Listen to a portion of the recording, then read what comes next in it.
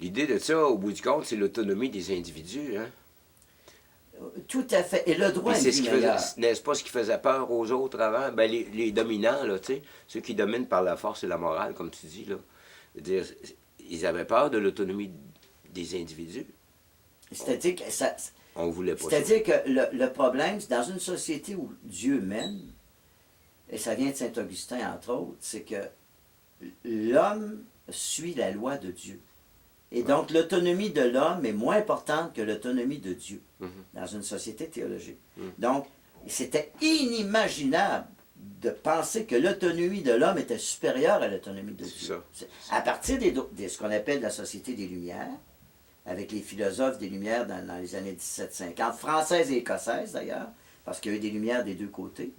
Hein? À partir de là, tranquillement pas vite, naît l'idée que l'autonomie de l'homme est plus importante que l'autonomie de Dieu. Et même plus que ça, avec Kant, c'est que l'autonomie de l'homme, fondamentalement, est la seule chose qui est importante. Mais avant que toute la masse d'une population mondiale non nécessairement éduquée puisse avoir accès à une telle révolution, on appelle ça la révolution copernicienne des Lumières, que l'autonomie de l'homme est la seule chose importante. Et ça prend du temps. Moi, ça m'a pris des années d'études. Tu comprends? Prends mon père, mon propre père, mon bon père. Hein? Il allait à la messe tous les dimanches, puis il suivait la loi de Dieu.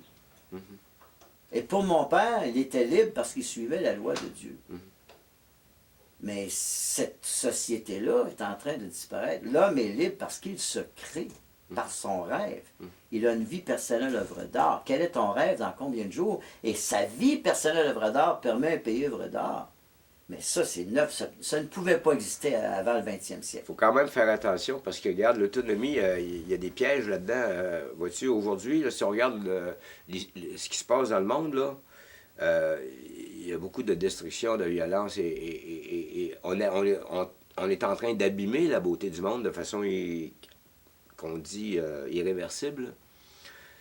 Moi, dans ma tête, je me dis, c'est bien beau tout ça, donner de l'autonomie aux gens, mais dans un contexte où ça peut devenir anarchique, on fait ce qu'on veut, on fait quand on veut, à la manière qu'on veut, il y a des pièges dans ça.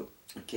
Puis l'idée, moi c'est ça, parce que je regarde, il y a un talent fou autour de moi, puis je vois que ce talent-là ne peut pas vraiment se manifester parce qu'ils ne savent pas comment, puis quand ils savent un peu, ils ont difficilement la place, parce qu'il y a encore des dominations.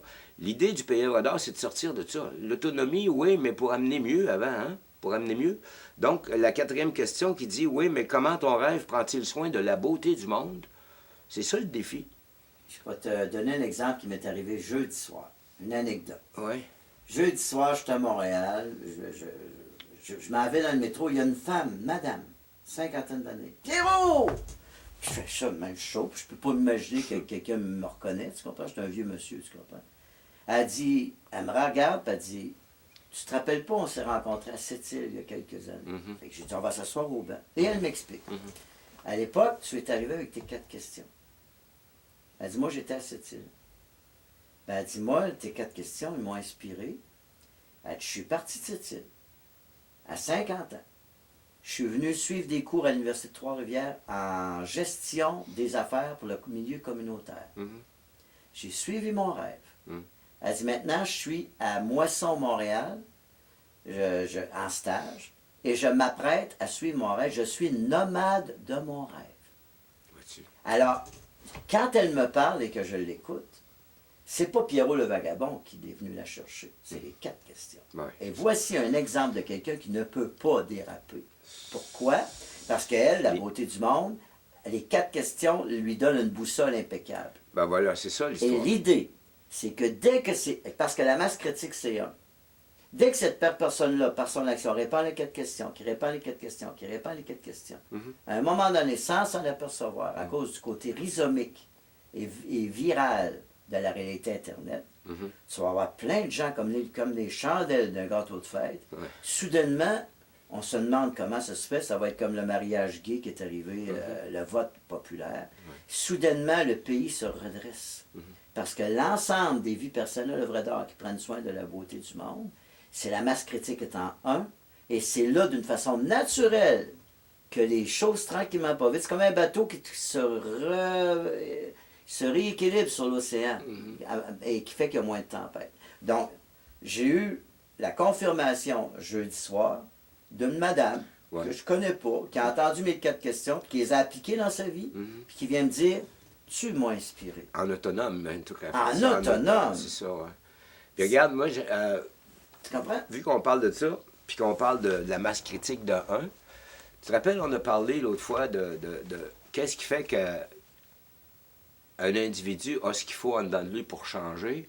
Puis on en est arrivé avec l'analyse que, au bout du compte, c'est le désir qui est la source de l'énergie que ça prend pour modifier sa vie, pour en arriver à une vie personnelle vraie. Le désir.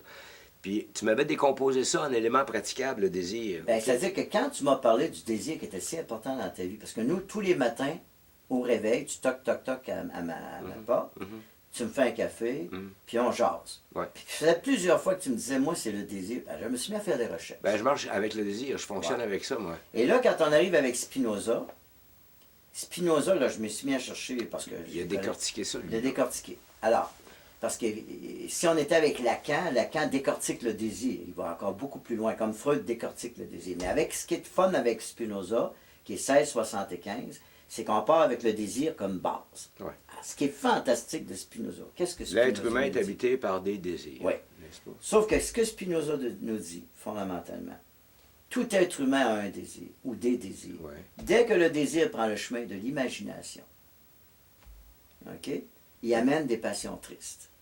OK. Dès que le désir prend le chemin de la raison, Ouais. et qui mixe avec la raison et les passions, il donne des passions joyeuses. La joie et la tristesse. Oui, et que l'être humain peut aller vers la béatitude dans sa vie en suivant le chemin des passions joyeuses par la raison, le désir qui continue. Donc, la raison n'est jamais pour Spinoza contre la passion. C'est comme un fleuve, le désir se transforme en passion, qui se transforme en raison, et qui amène à la béatitude spirituelle.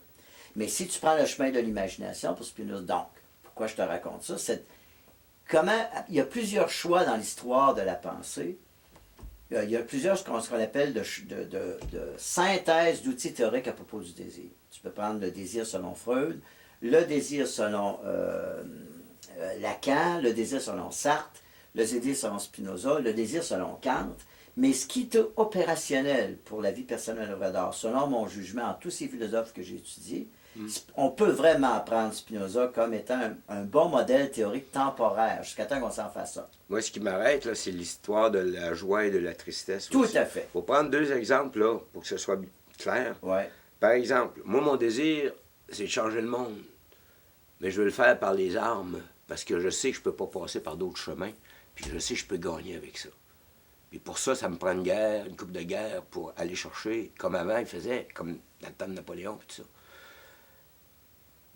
Cependant, ce qu'on dit dans ce discours-là, c'est que cette démarche-là qui n'est pas raisonnable, mais qui est imaginaire, j'imagine que je peux gagner, j'imagine que c'est le bon chemin. Par contre, il y a de la tristesse là-dedans. Il n'y a que de la misère dans ça. Exact. Et comment on le sait? Il n'y a pas de joie. Quelle joie y a-t-il dans Comment on ce le chemin-là? sait par la Il y en a quatrième question? Oui, c'est ça. En quoi ton rêve prend-il soin de la beauté du monde? Dans C'est ce sûr que si tu arrives cas- avec dans ce les cas-là, armes, dans ce cas-là, on voit que c'est l'imagination. Oui, c'est comme ça qu'il faut le... C'est parce que moi, je me pose la question, moi, comme individu, comment je fais pour savoir si mon désir m'amène dans le bon chemin ou dans le mauvais chemin, vois-tu? Puis l'idée, c'est que si cette passion-là n'est pas joyeuse, Voilà, c'est ça. à ce moment-là, je me trouve dans le mauvais chemin. Mais pour compléter Spinoza, c'est en plus non seulement ça, si elle répond mal à la question comment prend-il soin de la beauté du monde. C'est ça. Si on a déjà un problème. La clé, c'est ça. Hein? Oui, la clé, c'est ça. Parce que, regarde, la clé qu'avait Spinoza, mais Spinoza, lui, pour lui, la béatitude, qui était la beauté du monde à la fin, parce que Dieu est à la nature, arrivait à la fin du processus. Nous, on dit, à cause d'Internet, pose-toi toujours la question. C'est la quatrième. En quoi ton rêve prend-il soin de la beauté du monde? Ouais. Puis là, ça va t'amener à des choix, ce qu'on appelle critiques, de raison critique. Tu as raison, tout à fait raison. Puis ta marche qui commence à Halifax. C'est Non, un elle travail. commence au Nouveau-Brunswick, à Nouveau-Brunswick. Campbellton. Je prends le train, Ouais, c'est mercredi dans la nuit. ouais. Je me rends à la vallée de Matapédia, le train va pas plus loin. Là, je prends l'autobus, puis je me rends à Carleton, au OK. Nouveau-Brunswick. Au Nouveau-Brunswick. Et à partir de là, je marche au Nouveau-Brunswick. Ouais. J'ai deux objectifs. Un, parce que je suis un artiste activiste humaniste pratiquant l'art de l'infiltration sociale par le vagabondage. Ça veut donc dire que je m'en vais infiltrer l'université de Moncton Mhm, pendant une semaine à peu près. mhm. OK? Et je m'achète des guenilles royales de l'université de Moncton, naturellement. Pour pas te faire remarquer, Pour bien pas me sûr. faire remarquer, bien sûr. Et là, je l'infiltre pendant une semaine, je pose ma trace, et j'ai un blog dont je tiens. Après ça, là, chaque ville et village que j'avance, je m'en vais voir s'il n'y a pas une réunion des A. Parce que c'est toujours aussi de voir si ce que je pense, mon intuition, que la meilleure prémisse actuellement d'une possibilité de payer œuvre d'art, c'est l'organisation des A qui est gratuite pour tout le monde et qui a un respect infini de la souffrance du plus petit. Et je le vois et je suis émerveillé. Ouais. OK? Alors ça, c'est mon premier pas. Et là où je vais me rendre, je ne sais pas, parce que là, j'ai 66 ans. Je n'ai pas l'intention de faire un marathon. Mhm. Quand il pleut, ben, je m'en vais à la bibliothèque, puis j'étudie, je travaille, puis, Ouais, OK, tu comprends mon point. Tu couches Mais dehors. l'idée fondamentale, c'est, et puis je m'en vais pour dire merci à la beauté du monde, Ouais. surtout. Je m'en vais dire merci. Ça, c'est ta poésie, ton rêve à toi. Hein, de marcher la beauté du monde. Ben, Tu faisais d'abord- ça de toute façon avant qu'on se réunisse pour parler du pays œuvre d'art. Hein. Tu faisais ça toi-même. Là, on rentre dans Bergson. Ouais. Le philosophe Bergson, quand il parle des deux sources de la morale et de la religion, il dit quelque chose d'extraordinaire qui, encore aujourd'hui, est immensément émouvant. Il dit que la religion des sociétés closes était nécessaire pour l'éducation des gens, mais c'est une religion statique. Qu'est-ce que ça veut dire? Ça veut dire que tous les dimanches, tu vas, tu as un rite, tu as un prêtre, tout est clair, c'est statique. Mais les mystiques ont amené ce qu'on appelle la religion dynamique dans une société ouverte. Le mystique est un cas assez rare d'une personne qui ne vit que de la beauté du monde, mais en même temps, il inspire les gens à sortir de la société close pour aller dans une société ouverte et à adopter quelques caractéristiques, très peu, quelques caractéristiques du mystique. Exemple, par exemple, le piétisme. Le piétisme qui est une forme du protestantisme allemand, qui était la forme la plus élégante, dans laquelle a été élevé Bach, par exemple. Qu'est-ce que le piétisme? C'est la forme du protestantisme allemand qui fait que ta religion se pratiquait à la maison et la mère de famille enseignait à lire à travers la Bible aux enfants. Donc, le catholicisme, dans son côté qu'on appelle statique, mettait le monde à genoux avec un chapelet à prier. Le protestantisme, par le piétisme, qui est une forme de mysticisme. Comme, par exemple, dans les années 1600, tu as eu 50 ans, ce qu'on appelle des mystiques chrétiens, 50 ans à partir du Père Surin, le Père Alvarez, Thérèse d'Avila, Jean de la Croix, Marguerite Bourgeois. Tu as eu 50 ans que dans l'Église, tu très inquiet. Parce que tu avais ce qu'on appelle un mysticisme qui amenait les gens à concevoir autre chose qu'une religion statique. Donc, dans le piétisme, Bach, pourquoi la musique de Bach est si extraordinaire? Parce que Bach a été élevé dans le piétisme. C'est un moment qui a duré à peu près 50 ans, le piétisme protestant. Donc, que dit Bergson? Que Bergson dit que le mystique, c'est-à-dire que moi, je suis un mystique laïque. Qu'est-ce que ça veut dire? C'est-à-dire que je suis dans ce que je suis dans le curé savoyard de Rousseau et en même temps, si tu veux, Spinoza dans la nature, qui était le dieu d'Einstein, et je tombe dans Bergson. Et je suis vraiment, pour moi, Dieu, c'est la beauté du monde. Mais un mystique qui vit une voie amoureuse, avec Krishnamurti, avec le soleil, qui vit une voie amoureuse bâtie sur une culture qui s'est donnée pour être sûr de ne pas déraper, doit maintenant être un anonyme. Parce que tu peux blesser les gens par le mysticisme, parce que les gens disent, moi, je suis rien, lui, il est tout. Et ça, c'est le grand danger. Mais plus tu es mystique, plus tu dois être extrêmement délicat avec les autres, puis très enfermé, extrêmement anonyme.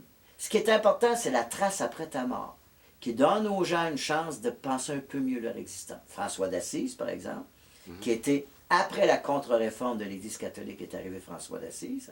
Okay? François d'Assise est important après sa mort.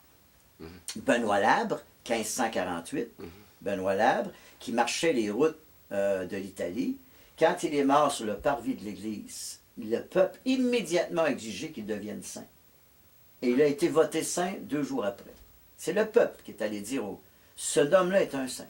Et vous devez. Alors, mais l'importance de celui qui a la responsabilité vocationnelle d'être un mystique de la beauté du monde, il a aussi la responsabilité de ne pas écœurer les autres avec ça.